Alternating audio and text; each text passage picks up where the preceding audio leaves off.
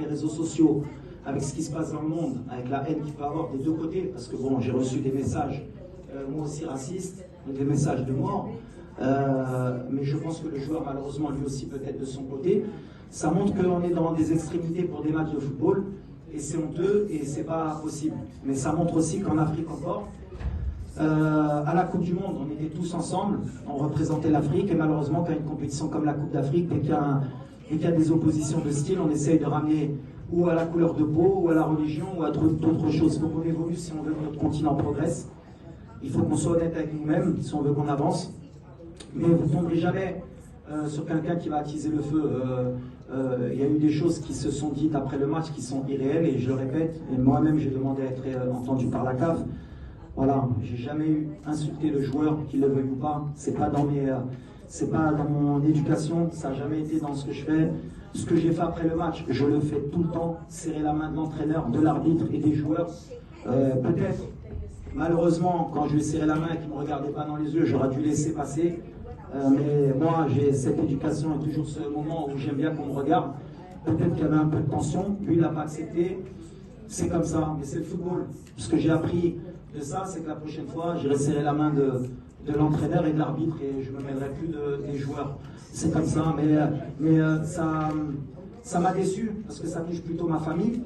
Quand vous êtes quelqu'un qui combattait ce genre de choses toute votre vie et qu'en face, c'est une parole contre une parole, et en plus le joueur, malheureusement, parce qu'il faut aussi le défendre, c'est que dans son interview, jamais il a parlé de racisme. Jamais. Et c'est là qu'on voit que la société, elle est malade. À partir du moment où il a dit, il a eu des mots que je ne peux pas répéter, ils sont partis tout de suite sur une couleur différente, donc il a dû dire quelque chose de raciste.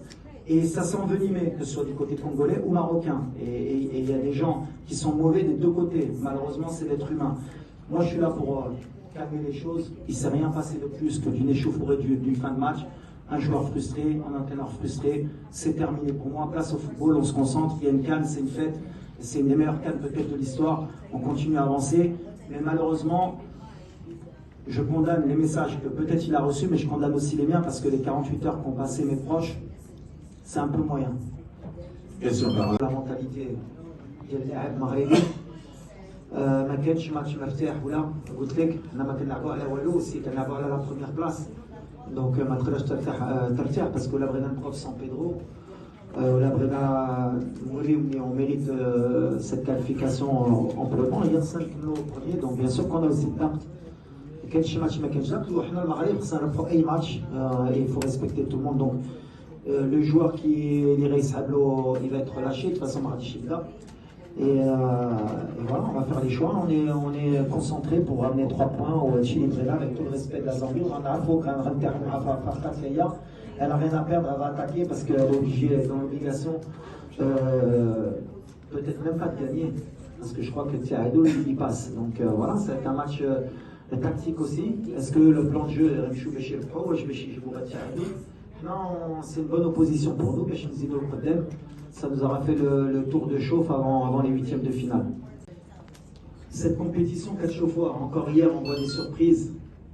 Et quand je parlais d'humilité depuis le début de cette compétition, déjà avoir 4 points au bout de 2 matchs, même si on a été critiqué sur le deuxième match, et logiquement on accepte ces critiques. Mais il ne faut pas demander non plus trop à cette équipe.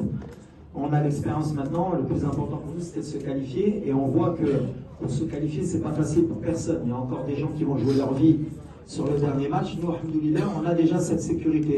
Avant, on jouait jusqu'au 3e match pour se qualifier. C'est-à-dire que les joueurs, ils ont fait le travail. Après, ce deuxième match, on n'est pas satisfait parce qu'on pense qu'on avait fait le plus dur en marquant et qu'en deuxième mi-temps, on n'a pas été à notre niveau. Mais avec l'honnêteté, je pense que jouer ce match à 14h, il était injouable pour personne. Et pour, vous l'avez vu même vous, les journalistes dans la tribune, c'était plus justement sur l'intégrité des joueurs où on avait peur d'avoir des blessés. On aurait pu perdre comme gagner parce que ces matchs-là, ça se joue à la roulette.